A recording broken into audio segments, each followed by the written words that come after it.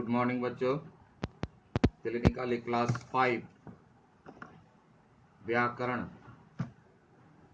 है ना। पिछले क्लास में भी हम लोग व्याकरण पढ़े थे और हम लोगों ने देखा था सर्वनाम, और सर्वनाम के भेद में पुरुषवाचक तक हम लोग पढ़ चुके थे। आज हम लोग पढ़ेंगे बचे हुए जो इसके 5 भेद हैं: अनिश्चयवाचक, प्रश्नवाचक, संबंधवाचक, निजवाचक, निश्चयवाचक। ये सारे पढ़ेंगे हम लोग, ठीक है।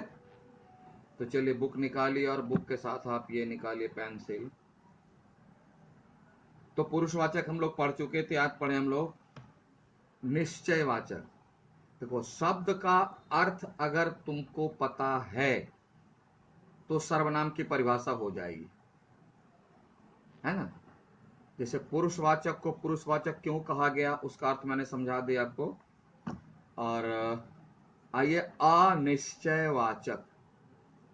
अ का अर्थ होता है नहीं, निश्चय का अर्थ होता है, इंग्लिश में कहते हैं कन्फर्म, फिक्स, और वाचक मतलब बताने वाला, बोलने वाला, बोध कराने वाला।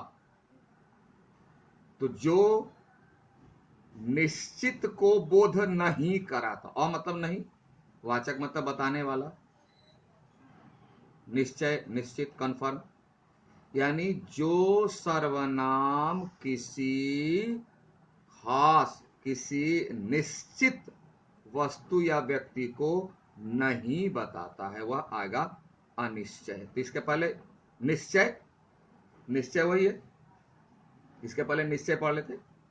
कि निश्चय यानी जो सर्वनाम किसी निश्चित यानी confirm, there is no doubt, सर्वनाम वस्तु या व्यक्ति को बताता है, निश्चित बताता है।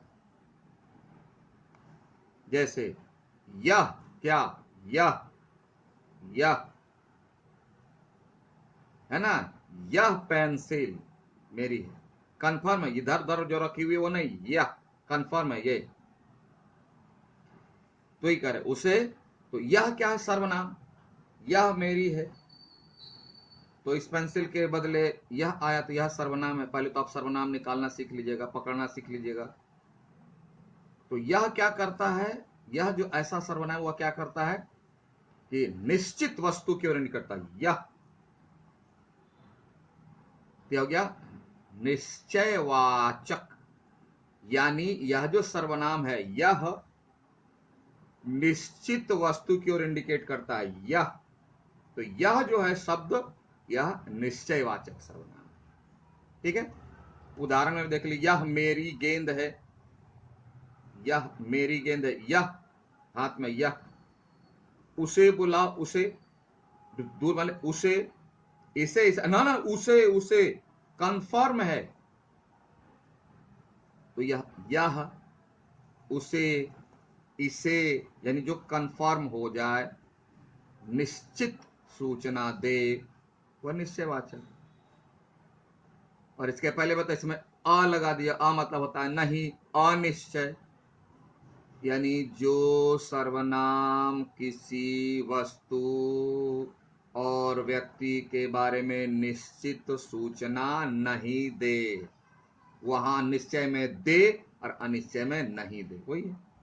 जिस सर्वनाम से किसी निश्चित वस्तु या व्यक्ति का बोध नहीं होता, बोध मतलब पता चलना, सूचना देना, उसे अनिश्चयवाचक सर्वनाम कहते हैं। कुछ नहीं। जैसे बाहर कोई खड़ा है, कोई खड़ा है, कोई कंफर्म है क्या ना।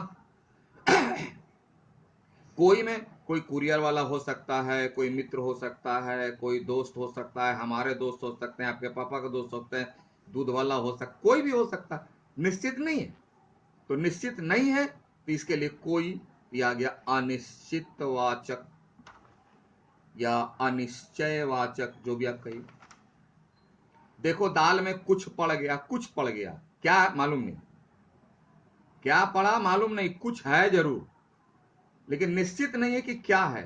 ये सारे क्या आ जाएंगे सर्वनाम में, अनिश्चयवाचक। कोई दिक्कत? चलिए, ये तो और आसान है। प्रश्नवाचक यानी जब किसी सर्वनाम का उपयोग प्रश्न पूछने में किया जाए। देखना यहां कुछ कुछ कंफ्यूजन हो जाता है, इस लाइन को अंडरलाइन कर लो, याद रखना। जिस सर्वनाम शब्द का प्रयोग यानी उपयोग, हर जगह प्रयोग मिलेगा लेकिन उपयोग सही है, प्रश्न पूछने के लिए, क्या पूछने के लिए, एकदम सर्किल मार दो, पूछने के लिए क्या आता है, उसे प्रश्नवाचक सर्वनाम कहते हैं। प्रश्न पूछने के लिए जिस सर्वनाम का यूज होता हो वह सर्वनाम प्रश्नवाचक है। क्यों? उसका यूज हो रहा है किस काम के लिए? प्रश्न पूछने के लिए, तो प्रश्नवाचक। ध्यान रखिएगा कि हर प्रश्नवाचक शब्द सर्वनाम नहीं होता। ठीक से समझ लो, हर प्रश्नवाचक शब्द सर्वनाम नहीं होता, क्योंकि सर्वनाम का अर्थ ही है जो संज्ञा के बदले आए। सबका नेचर, सबकी क्वालिटी ध्यान में रखना है, सबका डेफिनेशन, तभी आप अलग अलग कर सकोगे। सर्वनाम की परिभाषा ये है कि जो संज्ञा के बदले आए, on the place of noun जो आता है वही वर्ड सर्वनाम कहलाता है। तो ऐसा कोई जरूरी है कि हम क्वेश्चन सिर्फ वही सर्वनाम से ही बनाए? किसी और शब्द से बन सकता है। वही कह रहे हैं कि हर प्रश्नवाचक यानी जिस शब्द से प्रश्न पूछा जाएगा, जिस शब्द का उपयोग प्रश्न के लिए किया जाएगा, सब सर्वनाम होगा, ऐसे बात नहीं। हाँ, सर्वनाम होता है। तो जिस सर्वनाम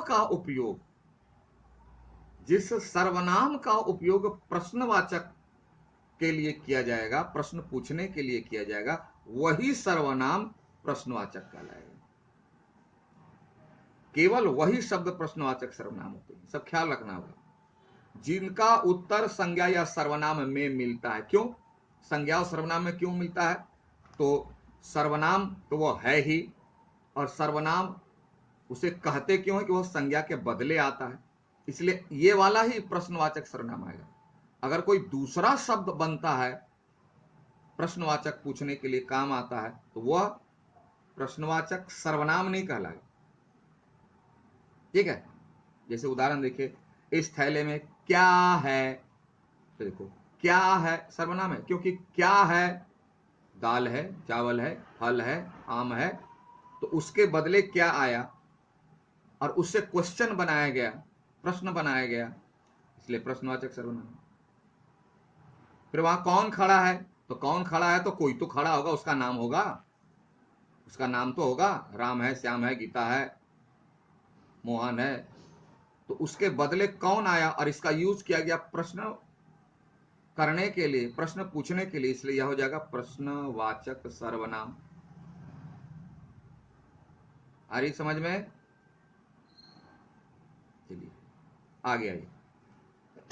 संबंधवाचक, संबंध यानी जो रिलेशन बताता है ना, तो जो रिलेशन बताता है, तो किसका? ये तो कारक में भी था संबंध बोधक, तो वहां दो पद में था, यहां जो है दो वाक्य में होगा। वहां दो पद में था, क्रिया का पदों से और पदों का आपस में जो संबंध है वह कारक कहलाता है। यहां है वाक्य, यहां जो सर्वनाम जो रोल करता है वह रिलेशन बनाने का काम करता है। पिछले वाले हम देखे प्रश्न में क्या कहते, वह प्रश्न पूछने के लिए यूज होता है, अब यह संबंध बताने के लिए यूज होता है। डिफरेंस अगर पूछे तो पता लगे। और यह दो वाक्यों के बीच होता है, दो वाक्यों के बीच रिलेशन बताता है। क्या? जो पढ़ेगा वह पास करेगा, तो जो पढ़ेगा एक वाक्य, वह पास करेगा दूसरा वाक्य। ये दोनों में पहले जो पढ़ेगा वह पास करेगा, जो मेहनत करेगा वह सफल होगा, जैसा, कैसा भाई नाउन आ जाएगा, जैसा बोगे, बुक वाला, जैसा बोगे वैसा काटोगे, यानी जैसा आप काम करोगे वैसा आपको परिणाम मिलेगा। तो ये जैसा वैसा, क्योंकि एक में संबंध नहीं होता है, एक में संबंध नहीं होता है, दो होगा तब ना रिलेशन होगा। इसलिए यहां दो सर्वनाम रहता है। जैसा वैसा, रेड कलर दिया हुआ, जैसा बोगे वैसा काटोगे, जैसा वैसा। फिर जो परिश्रम करेगा वह सफल होगा, ऐसा नहीं होगा कि परिश्रम करेगा राम असफल होगा श्याम। दोनों में रिलेशन है, जो करेगा कंडीशन है, शर्त है। तो ये दो वाक्यों को जोड़ता है।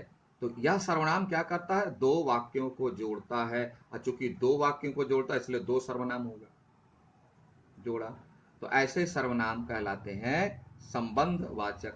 जैसे जो सो, सब पेयर रहेगा, देखना, जो सो, जैसा वैसा, जिसकी उसकी, है ना, सब पेयर रहेगा। कोई दिक्कत? आगे चलिए। अंत है निजवाचक। देखना, इसमें बहुत कंफ्यूज होता है। निजवाचक यानी ऐसा सर्वनाम, पहले वो सर्वनाम है, अब वह काम क्या करता है, हम ही को बताता है। यानी जो काम करता है उसी को बताता है, दूसरे को नहीं बताता है ना, उसी को बताता है। जैसे देखिए, पहले इसकी परिभाषा में, जिन सर्वनाम शब्दों का उपयोग कर्ता, कर्ता यानी करने वाला, वक्ता यानी बोलने वाला अपने लिए करते, यानी जो कर रहा है वह अपने लिए उसको यूज कर रहा है, जो बोल रहा है वह अपने लिए यूज कर रहा है सर्वनाम का। जैसे मैं यह सर्वनाम है, मैं सर्वनाम है, विनोद नाम नहीं बोल रहा हूं तो मैं। अब देखो ये सर्वनाम है, अब निजवाचक, मैं स्वयं कर लूंगा, तो मैं सर्वनाम है, लेकिन स्वयं, मैं सर्वनाम किस में आया, मैं स्वयं कर लूंगा।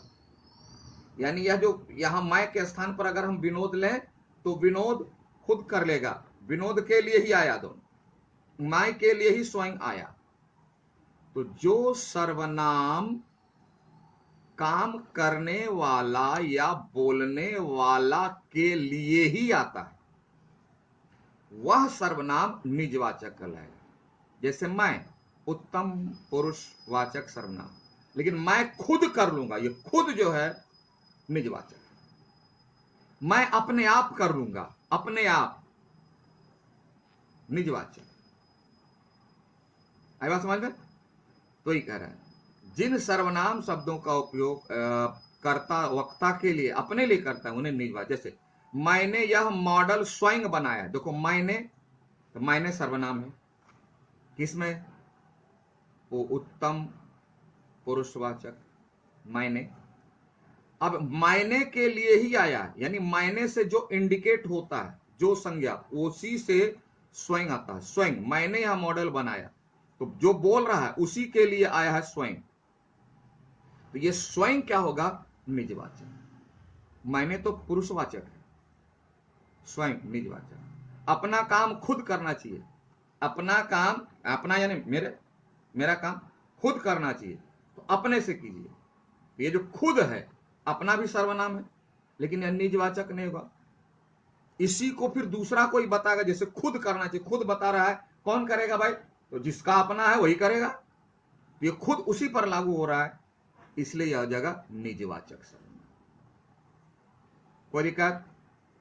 मुझको नहीं लगता कोई दिक्कत, बहुत आसान है। और अगर दिक्कत है तो वीडियो को 3-4 बार चला के देखिए, लेसन को फिर से पढ़िए, रिपीट कीजिए। अब बिल्कुल नहीं होता है तो लाइव क्लास में आ जाइए, बता देंगे, ठीक है? तो चलिए इसको आज लिखिए, आज हम लोग कंप्लीट किए। और नीचे जो बॉक्स में है, अब तक हमने सीखा, इसको थोड़ा दिमाग में रखिए सेव करके, और क्वेश्चन में टिक लगा लीजिए। ऐसे मैं क्वेश्चन में दे रहा हूं इधर होमवर्क, लेकिन फिर भी टिक लगा लीजिए। जैसे 1 नंबर, 2 नंबर, 3, 4, 5, 6 तक, 1 to 6,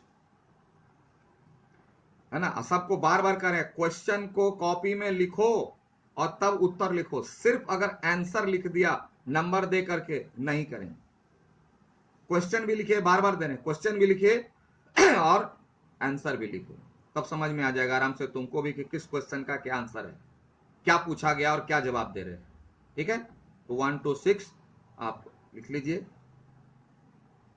अपना होमवर्क लिख लिए और थोड़ा सा इधर भी देख लीजिए। Thank you, have a nice day.